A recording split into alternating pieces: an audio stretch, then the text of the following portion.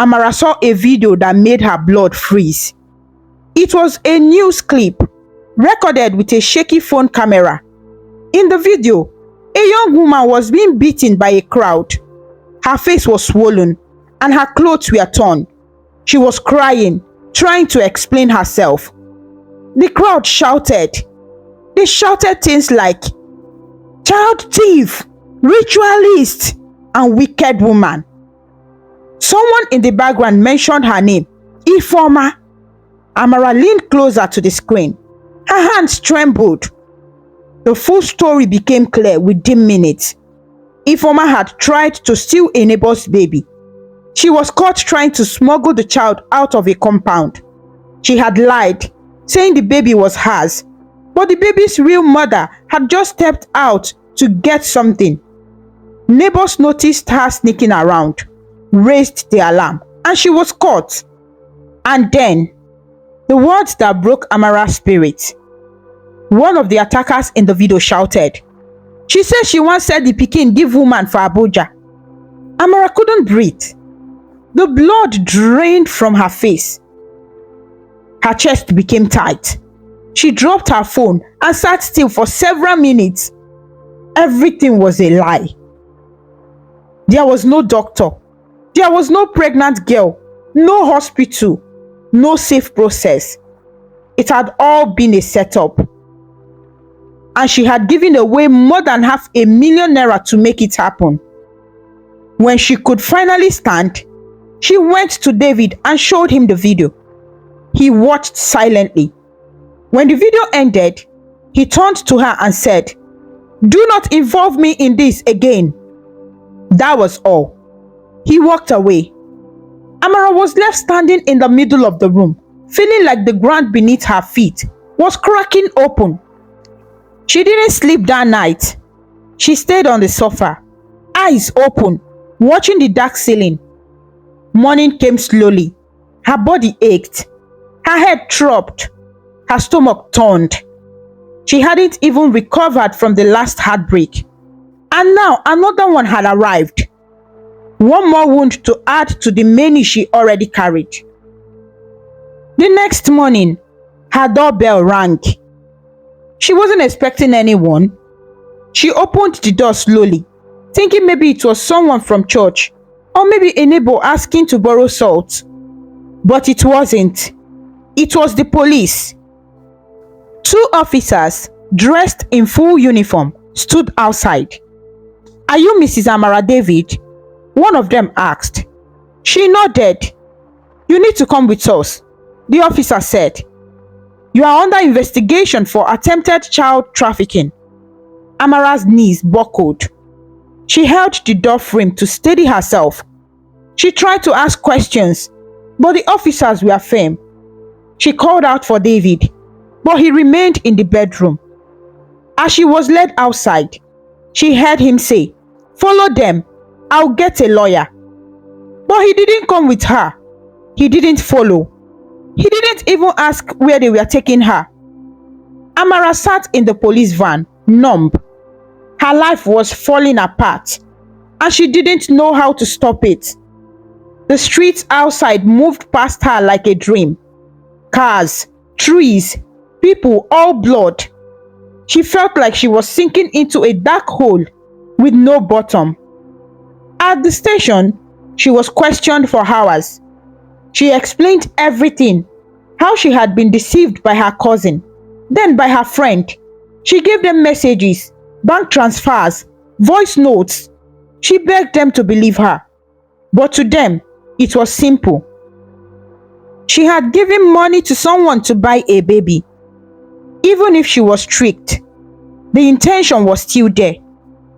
She was locked up in a small holding cell that night. No phone, no lawyer, no family.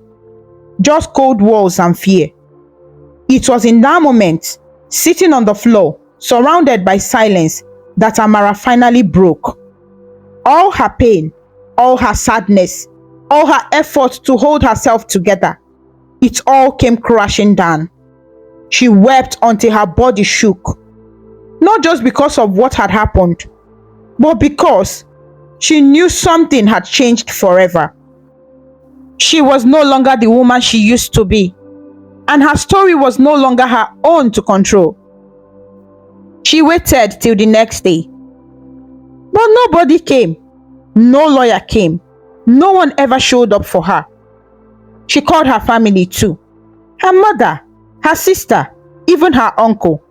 The responses were all the same: cold, sharp, tired.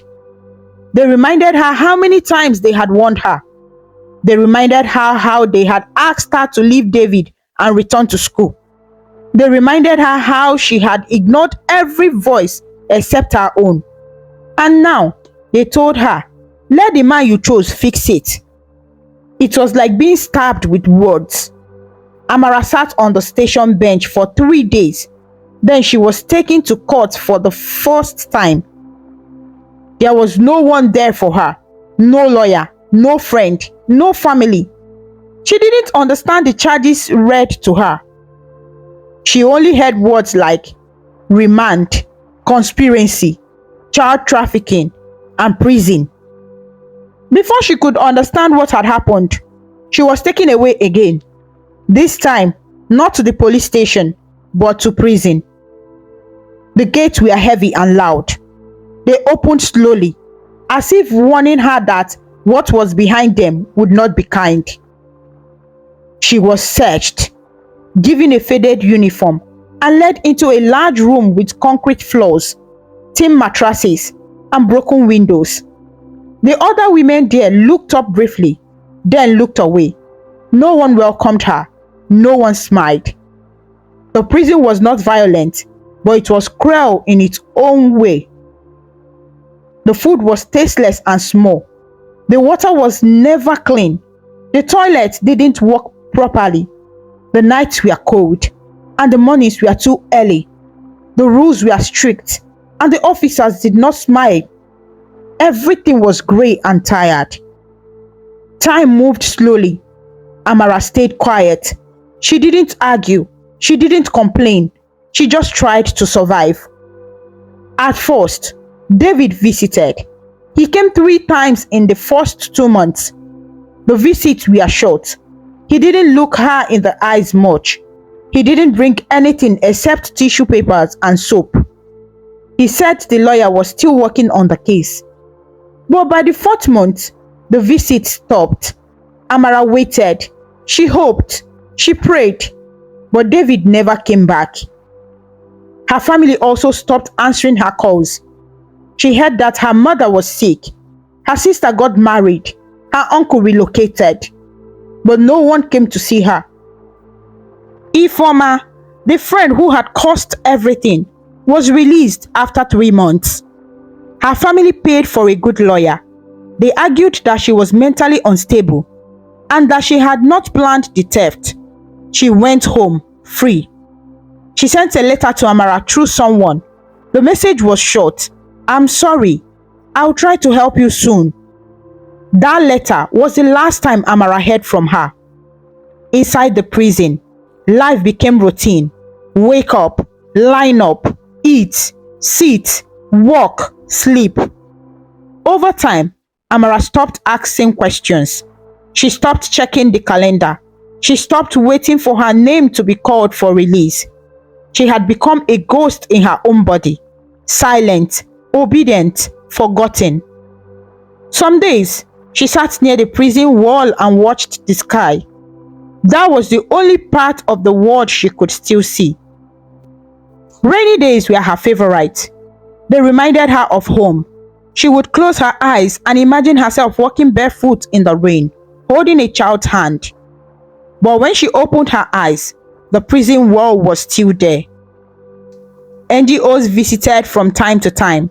They came with sanitary pads, small soaps, toothpaste, and sometimes clean underwear. They smiled, listened to stories, took pictures. Some even promised to help the women when they leave. Amara spoke to 1 or 2 of them. They nodded with interest and asked her to write down her story. She wrote everything, from her early marriage to the stillbirth, from the failed adoption to the betrayal by Ifeoma. She poured her heart in the paper. But after the NGO workers left, nothing changed. No one called back. No one returned. No help came. It was easy to feel forgotten. And so she stayed. Year after year, 5 years passed. 5 birthdays, 5 Christmases, 5 years of silence from the people she once called family. Her skin became dry. Her clothes became looser. But something else also happened. She became strong. Not strong in the way of fighting or shouting, but strong in silence. Strong in how she endured. Strong in how she kept her mind same even when everything was broken around her. She began to talk to the younger girls who entered the prison, especially the ones who cried too much. She would sit beside them and tell them, "The world outside is still there. Don't forget who you are." She started reading again. One NGO had left behind a Bible and a small novel. She read those books cover to cover over and over. One Tuesday afternoon, when the heat was high and most women were resting, a new visitor arrived. It wasn't a normal visit. This woman wasn't an NGO staff or a police officer. She wore a simple gown, carried a plain handbag, and asked to speak to some of the older inmates privately. Her name was Mrs. Evelyn. She was a women's advocate, a quiet, serious woman with a calm voice. She asked no unnecessary questions. She didn't take photos. She didn't bring food or gifts. She just listened. When it was Amara's turn, she sat down and told her story again.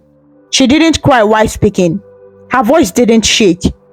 After 5 years, the story had become like a song she had memorized. Mrs. Evelyn didn't interrupt. She didn't write anything down. When Amara finished, she expected the usual polite note and gentle "thank you for sharing." But instead, the woman looked her in the eyes and said softly, "I believe you." Those 3 words broke something inside Amara. She looked down and covered her face. No one had ever said that in years. No one had believed her. Not the police, not the court, not her husband, not her family. But this woman did. That evening, as the sun set behind the prison walls, Amara sat by the fence and allowed herself to feel something again. Not pain, not regret, but a tiny quiet thing called hope. Mrs. Evelyn came back again, this time with files, legal documents, and a volunteer lawyer. She listened carefully, worked quietly, and refused to be discouraged by delays. She made no loud promises, but she moved with purpose. Over the following months, she followed Amara's case with determination, writing letters, making phone calls, and visiting the courts again and again. Finally, one bright Monday morning, a prison officer came to Amara's cell and told her to pack her things. She was going home. Amara stood in silence, unsure if she had heard correctly. Her body had grown used to the routine of prison life. The sound of the gate closing behind her had become normal, but now the same gates were opening. She stepped outside with a small nylon bag, wearing slippers that had holes in them and clothes that were 2 sizes too big. The world outside felt louder, brighter, and unfamiliar. The cars, the street signs, the people walking quickly. It all felt strange. Her heart beat fast, not with joy, but with fear. Mrs. Evelyn was waiting at the gate with a modest black car. She walked up to Amara with a gentle smile and gave her a hug, something warm and long, the kind of hug that says, "You are not alone anymore." Amara couldn't speak. She got into the car quietly and looked out the window as they drove. The city had changed. New buildings, new roads, unfamiliar shops. Life had moved on while she had been locked away. The world didn't wait for her, and now she didn't know where she belonged. Mrs. Evelyn asked if she wanted to go to her family house, but Amara shook her head. She hadn't heard from them in years. She didn't know if they still lived in the same place, or if they even cared. Her name had become a stain, and she didn't want to bring shame to anyone again. So, she chose the only place that had once been called home, David's house. They drove in silence until they reached the familiar street.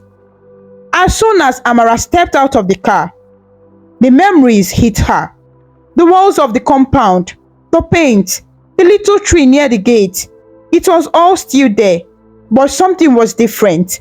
She could feel it even before she knocked. A woman answered the door.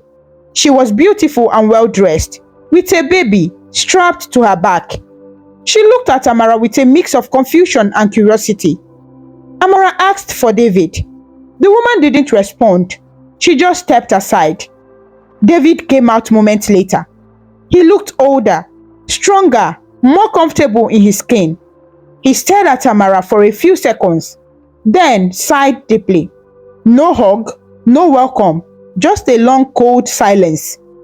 Then he told her what she had feared. He had remarried. His new wife had just given birth to their third child. He said life had gone on. He said he had tried to help in the beginning, but later stopped because, in his words, some things are beyond saving. And then, the words that broke her. Our paths no longer match. I think it's best you find peace somewhere else. Amara stood there, frozen. Her lips trembled. Her chest felt tight. But she didn't scream. She didn't fall to the ground. She just stood and nodded slowly. She turned around, walked back to Mrs. Evelyn's car, and sat down. She had come out of prison expecting to find something, someone, but what she found was emptiness. There was no welcome, no home, no husband, no place to lay her head. She had truly come out to nothing. Mrs. Evelyn saw the pain in her eyes. She didn't ask questions.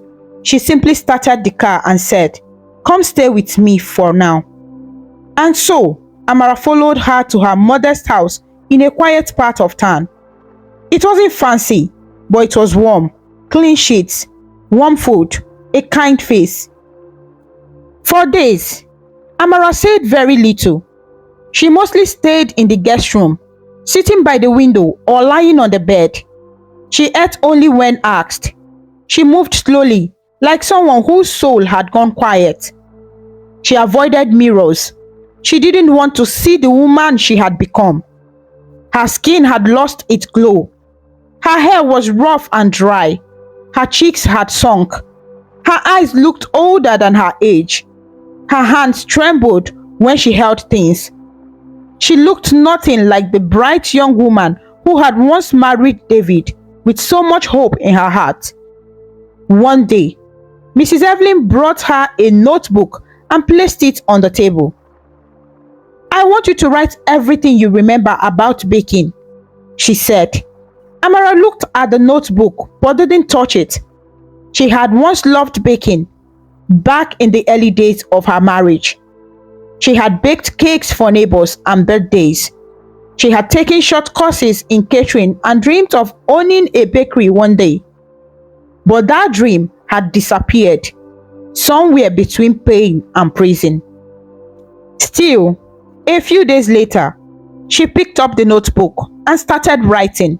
Ingredients, measurements, cake types, frosting techniques, things she thought she had forgotten began to return. Mrs. Evelyn noticed and enrolled her in a local catering school to refresh her skills. Amara went with fear in her heart. She wore plain clothes, kept her eyes low, and spoke softly. She was surrounded by younger women, full of excitement and energy. She felt out of place, but she stayed. Slowly, her hands remembered how to mix flour, Her mind remembered how to time a cake in the oven. Her eyes lit up again when she saw a well-reasoned sponge or a smooth buttercream finish. After 3 months, she graduated. Mrs. Evelyn helped her buy a small oven, a few baking tools and ingredients. Amara started her small business from the corner of the house. It was nothing big, just cupcakes, birthday cakes, chin-chin and meat pies for now. She baked in the mornings, delivered in the afternoons, and rested in the evenings. But something inside her still didn't feel alive. Though she had her freedom, she didn't feel free. Though she baked and smiled politely at customers, she still felt invincible. She still avoided mirrors. She still wore clothes that were too big, trying to hide the body that had been stretched and reshaped by pain. When people complimented her cakes, she nodded and said thank you, but the words didn't reach her heart. In her mind, she was still the woman who had been left behind, still the woman whose babies died, still the woman who was arrested in shame, still the woman whose husband replaced her and moved on. She felt ugly, not just in appearance, but in her spirit. There were days she stared at the window and wondered what her life would have been like if she had made different choices, if she had gone back to school, if she had walked away from David earlier, if she had waited just a little longer. But the past was gone, and what was left was a woman trying to rebuild with broken hands. Still, she woke up every day. She tied her hair, she cleaned her baking corner, she mixed her ingredients, she delivered her orders. Even though her heart was quiet, her hands kept working. Because even if she didn't feel beautiful, even if she didn't feel wanted, she was still trying. And maybe, somewhere deep inside, that was enough to begin again. Then came the day of the wedding order. A woman from a nearby church had heard about Amara's cakes and asked her to bake for her daughter's wedding. It was the biggest order Amara had ever received. A 3-tiered wedding cake in white and gold, along with trays of snacks. It was a challenge, but she was ready. She poured her heart into the cake, staying up late into the night to finish it. She carefully placed the cake in a borrowed delivery car and wore her best available clothes, an old gown that was still clean but too loose. Her slippers were worn at the edges, and her scarf was tied as neatly as she could manage. She didn't wear makeup or earrings. She just wanted to deliver the cake and return home. When she arrived at the wedding venue, she was met with confusion. The place was grand, gates covered in white fabrics, chandelier visible from the glass door, and ushers dressed in matching uniforms. She walked toward the entrance, carrying the tray of cupcakes meant for the dessert table. The guards at the gate looked at her for a few seconds, then blocked her path. One of them frowned and asked her where she was going. She explained gently that she was the baker. The wedding cake and snacks had come from her. She even showed them the bride's name on her delivery note. But they didn't listen. They looked at her scarf, her face, her gown, her worn slippers, and told her she could not enter. They said she didn't fit the event. They said she looked dirty. Her heart broke instantly. She tried to explain that she was only there to set up the cake, nothing more. But their eyes had already judged her. One of the guards even laughed. Another told her to go back and send someone else more presentable. Humiliated, Amara stepped aside and waited, hoping someone from the family would come out. But no one did. Eventually, the borrowed driver helped her take the cake inside. She remained by the gate, watching the decorations, the light, the music, the beautiful guests in fine clothes, and feeling like she didn't belong anywhere. By the time she got home that evening, her hands were still trembling.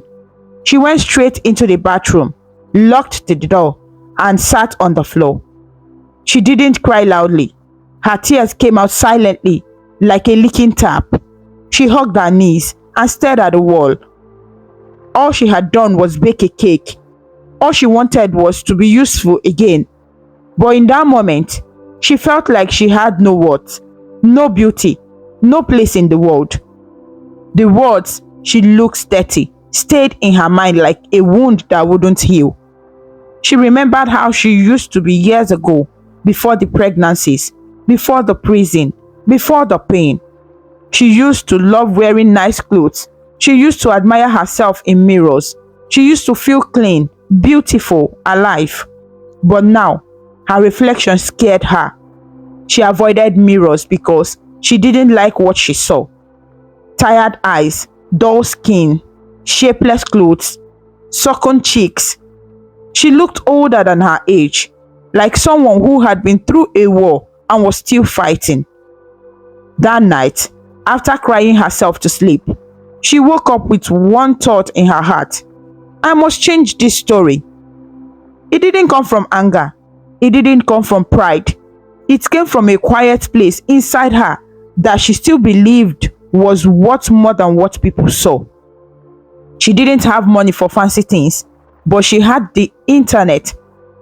So she picked up herself and her small phone and opened YouTube. She typed simple makeup for beginners, then how to dress for your body type, and later affordable clothes for women with curves. She watched video after video. She listened to calm voices explain how to care for tired skin. She saw women who didn't have perfect bodies still looked confident and lovely. She saw transformations of women who once looked like her, broken, tired, forgotten, but found the courage to try again. She downloaded the Pinterest app and created a folder called Amara's New Life. In that folder, she saved pictures of simple hairstyles, cheap but stylish gowns, skirt and blouse combinations for women her age, natural makeup looks, and skincare routines with things as basic as Vaseline and water. The next day, she wrote a small list and went to the market. She bought a little bottle of gentle cleanser, a small moisturizer, a tube of lip gloss. She found a second-hand boutique and bought 2 fitted skirts, a blouse, and a long gown, all still clean and presentable. She returned home with her small bag, feeling nervous and excited. In the privacy of her room, she tried the clothes on. They fitted her body in a way she hadn't seen in years. She stood in front of the mirror and looked at herself properly for the first time in a long time. Her eyes still looked tired, but there was something else there now. Hope. She rubbed some moisturizer into her skin and saw a tiny glow return. She tied her scarf differently. In a neater style, she applied the lip gloss, and her face looked softer. It wasn't magic, but it was a beginning. In the days that followed, she continued to learn. She tried different outfits. She began applying basic makeup, lip balm, a touch of brown pencil. She started brushing her hair neatly and washing her clothes with extra care. Her confidence didn't return in a flash. It came slowly, like the morning sun after a long night. Customers started noticing. They said her face looked brighter. They said she looked fresh. Some even asked if she had started attending a new church or if she had gotten a new job. She would smile politely and say, "I'm just taking better care of myself." One evening, Mrs. Evelyn watched her walk into the house in a bright pink blouse and a flowing skirt. Her face looked soft and cheerful. Her steps were lighter. Mrs. Evelyn smiled quietly. She didn't say anything, but she knew something had changed in Amara. Amara now took pictures of her baked goods, but also of herself, just selfies, simple ones. She started posting one or two online. She wasn't looking for likes. She just wanted to see herself through her own eyes again. She also started to walk differently, slower, straighter, like someone who believed she deserved to be seen, not just used and forgotten. She didn't feel beautiful every day. There were still moments she wanted to hide, still nights when tears came without warning. But more than anything, she had found something deeper than beauty. She had found dignity. She had found the strength to start again. And this time, it came not from outside approval, but from inside her. From a quiet decision that her story would not end in shame. Amara's life was beginning to take on a new shape. It wasn't perfect, but it was finally peaceful. After everything she had been through, loss, shame, betrayal, prison, and rejection, she had learned to breathe again, not in a loud, proud way, but slowly and steady, like someone who was learning to live from the inside out. Her small baking business had become more consistent.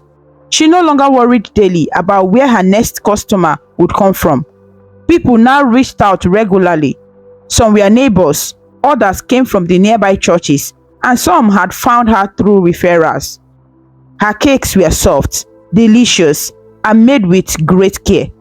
Her snacks always arrived fresh, and she never delivered late. But it wasn't just the food that brought people back. It was Amara.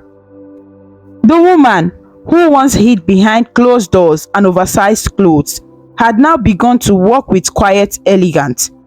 Her clothes were still simple and affordable, but now they fit her shape better. She paid attention to how she looked, not to impress others, but because she finally respected herself again. She used small amounts of powder, styled her natural hair neatly, and chose colors that brought out her skin. Her face had grown brighter, and her eyes, though still carrying history, now held light. Customers began to notice. "You are glowing, oh," one said while picking up cupcakes. "You always look good these days," another added while paying for a birthday cake. Amara would smile and nod. She didn't say much, but inside, her heart warmed. Each compliment was like healing water, slowly washing away the stains left by the past. She had also started taking pictures again, not just of her baked goods, but of herself too.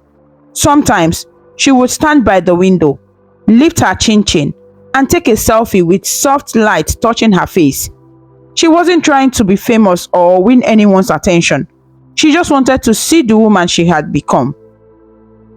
Then came that day that would change everything. Amara was hired to deliver a 3-layered wedding cake to a grand wedding in a popular hall on the outskirts of the city. It wasn't her first time doing wedding orders, but this one felt different. Maybe it was the excitement in the bride's voice during the order, or maybe it was the design she had been asked to create. A soft pink cake with gold edges and tiny sugar roses. The morning of the wedding, Amara woke up early. She prepared carefully, applying her light makeup, putting on a sky blue gown that hugged her in all the right places, and wearing a clean pair of low-heeled shoes she had bought from a second-hand boutique. Her hair was tied into a neat bun. She looked lovely. She felt ready. The cake had been packed in a clean box and placed carefully in a borrowed car. When she arrived at the wedding venue, the guards welcomed her in politely. She was treated with respect, nothing like the last time when she had been called dirty. This time, people looked at her with admiration. Some thought she was a guest, others smiled at her like she was someone important. As she entered the decorated hall to place the cake at the reception table, the bride herself came out from the dressing room. She stopped and looked at Amara for a moment. "You are the baker?" she asked, her eyes wide. Amara nodded gently. "You are beautiful," the bride said, her voice soft with surprise. Amara wasn't sure how to respond. She simply gave a smile and thanked her. Moments later, as she arranged the cake on the glass table near the stage, a man standing nearby approached her. He had been helping set up the decoration. He looked young, well-dressed and calm. He observed Amara closely, not in a rude or uncomfortable way, but with quiet interest. He stepped closer and asked for her contact. He said it was for business, that he worked with events and often connected people for jobs. Amara gave him her number without thinking too much of it. She had given her number to many people before. Most never called again. Some just wanted discounts, others just disappeared. She went home that evening, satisfied that the cake had arrived safely and was appreciated. She didn't expect anything more from the day. But the man from the wedding called the next evening. He introduced himself properly. His name was Charles. He ran a small logistic company that provided support for weddings, birthdays, and other events. He said he liked how neat and professional Amara's cake delivery had been. He asked if they could work together in future events. Amara agreed politely. They spoke again 2 days later, then again after that. Soon, their conversations became longer, not just about cakes and events, but about books, music, and quiet dreams. Amara was careful. She had learned not to trust quickly. Her past had taught her that not every smile meant kindness, and not every compliment was safe. But Charles was different. He didn't ask too many questions or too personal questions at first. He didn't push her to laugh or share. He simply called, listened, and stayed present. His voice was gentle. His tone never rushed. Over time, Amara felt something opening inside her. Something she thought had died. She decided to tell him the truth. She told him everything about her marriage to David, the babies that never lived, the shame of prison, the betrayal, the rejection, the long years of silence, and the slow process of building again. She didn't hold back. She didn't try to make herself sound innocent or strong.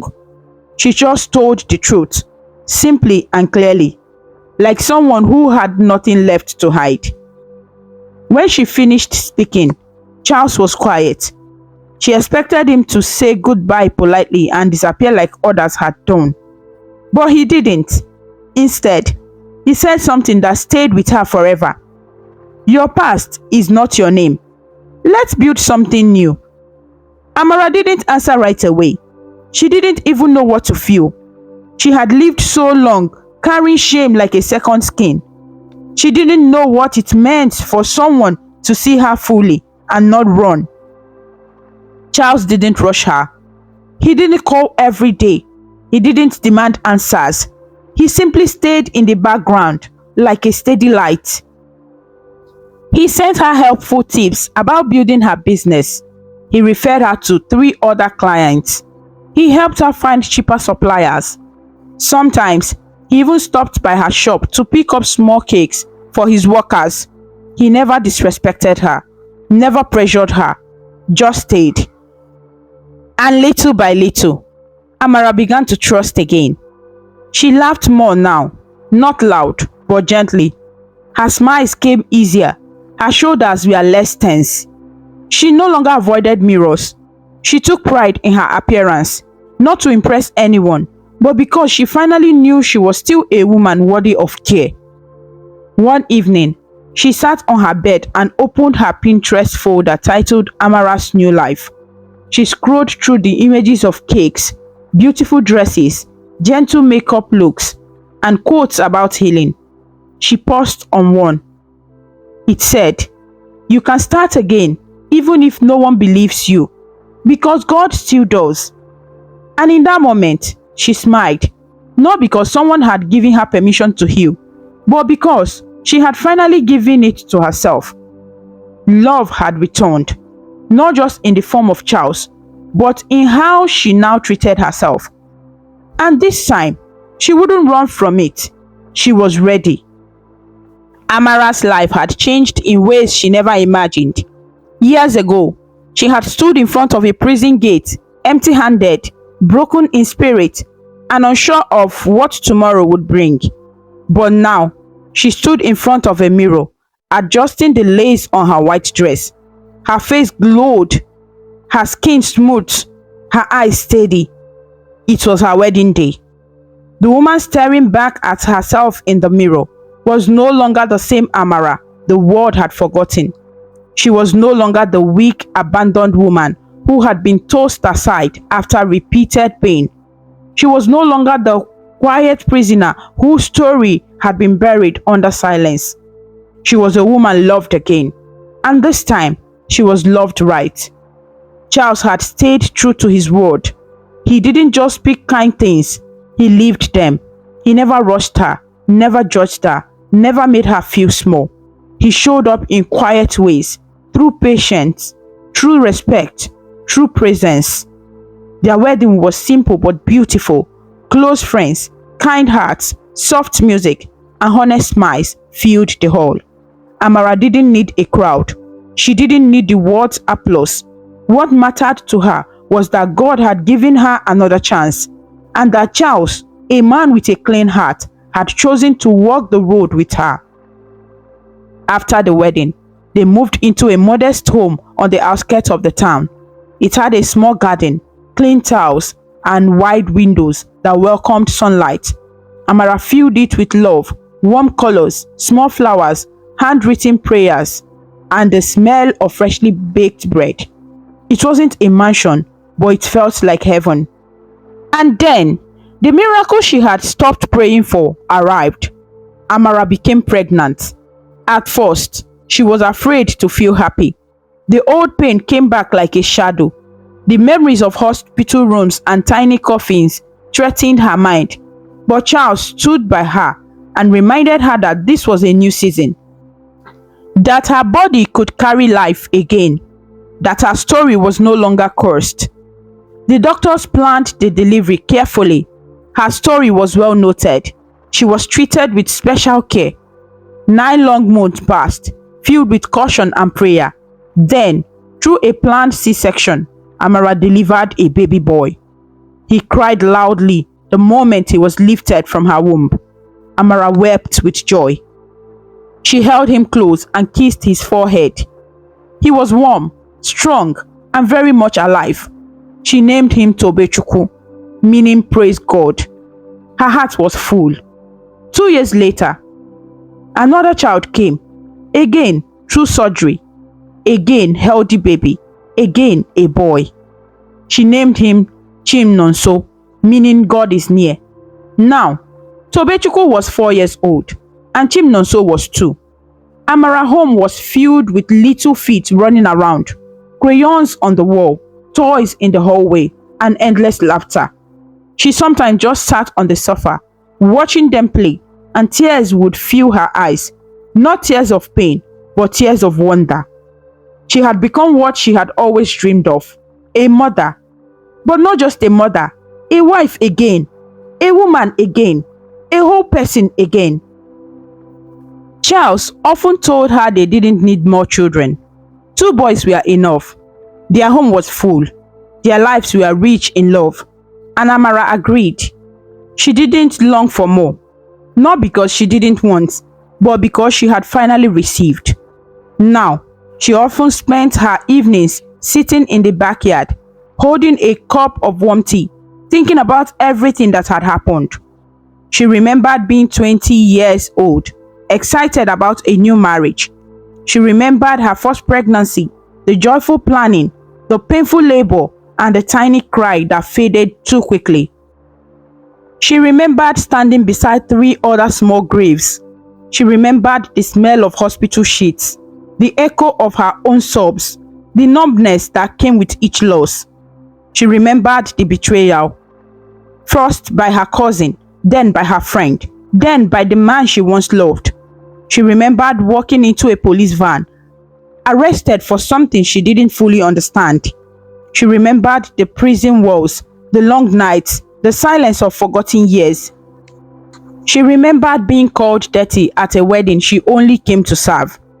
She remembered crying on the floor, begging God for just one more chance. But she also remembered the voice of one woman who believed her when the world didn't, Mrs. Evelyn. She remembered the simple catering classes, the borrowed oven, the first small cake order. She remembered looking into the mirror again and seeing beauty after so long. And she remembered the day Charles said, "Your past is not your name." All of it, every moment, every scar, had brought her here. Her story had gone through fire, but now it shone like gold. She often wrote in her diary now, something she had started during her second pregnancy with Charles's encouragement. One evening, she opened it to a fresh page and began to write a message, not to herself, but to women everywhere who might be where she once was. She wrote, "To every woman who has ever carried a baby with joy but returned home with empty arms, I see you.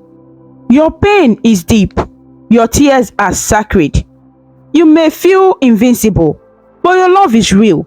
You are a mother, even if no one sees the child." To every woman who has looked in the mirror and couldn't recognize herself anymore because grief or childbirth changed her body, please don't give up on yourself. Your beauty didn't die. It only needs light again. To the woman whose husband walked away and never came back, his leaving does not reduce your worth. You are still whole, still powerful, still deserving of love. To the woman who is in prison, either by walls or by shame, may the gates of your heart open again. There is life beyond the pain. There is hope waiting to find you. To every woman whose name was stained by lies, whose dreams were buried by betrayal, whose hands have nothing left, this is not the end. This is the middle of your story. And to the woman still waiting for her own miracle, please wait just a little longer. The light is on its way. Then she added a final line. May God surprise you with joy that wipes away every secret tear. Amara closed the diary and sat back in her chair. Inside the house, her sons were laughing. Charles was helping them brush their teeth. The smell of dinner still lingered in the air. Her life was not perfect, but it was peaceful and full and beautiful. She had gone from ashes to beauty, from shame to strength, from forgotten to fulfill. And she was grateful, deeply, that God had not left her story unfinished. The most important lesson in this story is that no matter how broken your life seems, with time, self-belief, and God's mercy, you can rise again. Amara's story teaches us that pain, loss, betrayal, and shame do not have to define the rest of your life. Even when everyone walks away, even when you are forgotten, mocked, or left with nothing, your life can still be rebuilt. Your past is not your name. You can start over again. You can heal. You can be loved again. And you can still become everything you once dreamed of. Maybe not in the way you imagined, but in a way that is even more beautiful. This story is a reminder that scars are not signs of defeat. They are signs of survival. And even after the darkest night, joy can still find you. And with that, my dear friends, our story comes to a close. But remember, the magic of storytelling lives on, waiting to whisk us away on new adventures, where the wonders of imagination know no bounds. Goodbye for now, and may your dreams be filled with joy, wonder, and endless possibility. Thank you so much for watching. Please kindly comment, like, share, and subscribe to our YouTube channel for more interesting stories.